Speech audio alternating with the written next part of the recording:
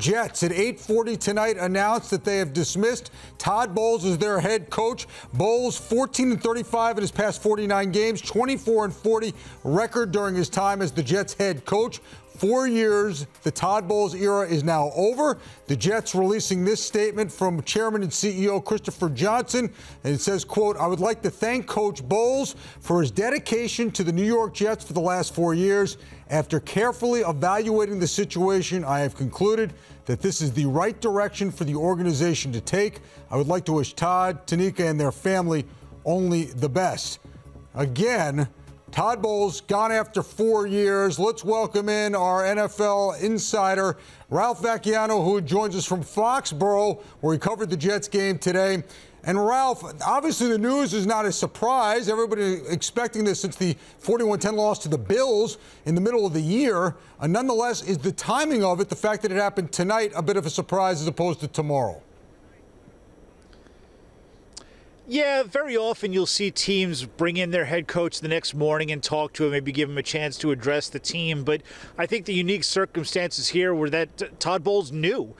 For weeks, it's been obvious to everyone that he was going to be fired. And people around him have told me that he was expecting it. After that Bills loss, he really didn't think there was any way he could save his job. It would kind of have taken a miracle finish, and that obviously didn't happen. So I think when the coach is aware of what's going on, he's a realist, he understands the league, there was really no reason for them to wait. And Todd Bowles doesn't strike me as the sentimental kind of guy. I don't know if he's going to address the team on Monday morning, but I think he probably just wanted to get this over with. In the Jets statement, part of their release claims, and I want to make sure I'm getting this right, that says, quote, "Mike Maccagnan will work closely with Christopher Johnson on the search for a new head coach."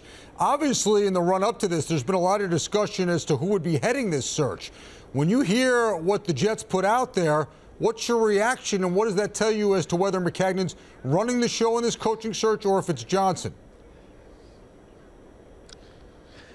Yeah, I found that wording interesting. They didn't say that Mike Maccagnan will be leading the search or will be in charge of it or will pick the coach. It does sound like ownership will be involved. Now, that's standard in a lot of organizations. It's a big decision, and ownership wants to be involved, but most teams will let the general manager take the lead. It does make me wonder if the Jets are headed back to the same old power structure where they had with Todd Bowles, where both the coach and the general manager were on equal footing and would report directly to ownership.